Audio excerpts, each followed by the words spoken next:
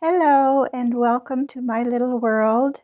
So it's story time again, and I've actually been discovering stories as I started publishing these on my channel, discovering things that I had forgotten I wrote, things that I gave to my family. So when I was living in Hawaii from 2011 to 2016, I was away from my two granddaughters who are here in New Mexico, who I get to live near now. But I was away from them, and at the time they were 5 and 9, and I made them some little dolls and stuffed animals, and then I wrote some stories for them about the dolls and animals, and also things that they could relate to at their ages. So I have the stories here because they've kept them, and I borrowed them the other day so that I could put them on my channel and read them to you. And so for the 9-year-old, I made a doll, and you'll be seeing pictures of that in the story. And then for the 5-year-old, I made a book that she could read to herself, and with simple words. And it was a lot of fun, and they're kind of unique. No one else has a doll or cat that look quite like these. And so I want to read you these stories today. I'm wearing another sweater that I knitted recently, using up some yarn in my stash. So here goes. Once there was a little girl with such bright, shiny eyes that they looked like flowers that had bloomed right above her blushing pink cheeks.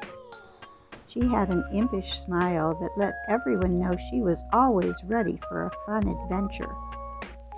She loved stripes of all colors, like buttercup yellow, minty green, pumpkin orange, cherry red, and even deepest, darkest midnight black. She woke up every morning excited about the happy surprises that would come to her that day. Surprises like a kiss from her little brown dog, the sun peeking out from a cloud in the sky, a chance to go somewhere fun with her family, snowflakes falling outside her window, suddenly finding a toy she thought was lost, or a cute new picture to color in her coloring book that she had never noticed before. She was known to say at least once or twice a day, "You never know when or where a happy surprise is going to pop up." She would hop out of bed and wiggle out of her pretty white nightgown into one of her beautiful dresses or skirts and go dancing and spinning around the room. Her brown hair was tied up in spiky little pigtails on the side of her head, and she loved how it bounced when she danced and hopped around. She was a great cook, and she loved baking cookies and serving them to her animal friends. She had tea parties with them often, and always used her real china tea set. Her mom liked to say of her that she had a heart full of sunshine. Whenever she felt sad or mad, when things didn't go her way, it never took very long for her to remember that the sunshine was always there, just hiding behind her cloudy feelings. And whether she stomped around and yelled like a little thunderstorm or had a good cry like a rain shower, pretty soon the sun would come out again and everything would be lighter and brighter. Sometimes she had disagreements with her sister, and things would get pretty fiery and fierce. But other times the sunshine would come bursting out of her heart, and she would say and do the sweetest things. She would help her mommy clean up, let her sister play with one of her toys, or share her latest scientific discoveries with her daddy. It always felt so good when that happened, because just like the sun, her joy would warm her own heart at the same time it warmed others. Sometimes little rays would peek out and make her smile at another child or be polite to a grown-up. Sometimes they would show up as a good deed or a kind thought.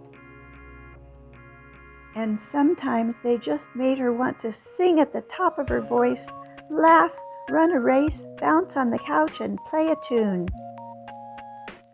After a full and happy day, she would put on her nightgown and hop back into bed in just the same way she had come out of it. She would shut her bright little eyes, ready to go to dreamland, because she knew even more fantastic and magical adventures were waiting for her there.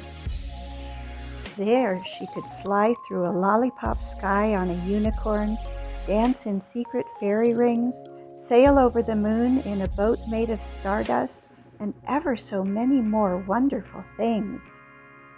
So at the end of the day, she would drift softly off to sleep because, as she liked to say at least once or twice a night, sleep is how you get to tomorrow.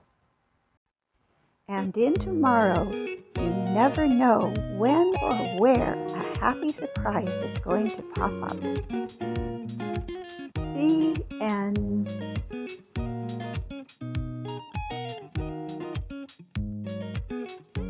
That cat. That cat is fat. That cat is fun. It has a rat. That cat can run. That cat, it sat. It has a mat. It sat by rat and in the sun.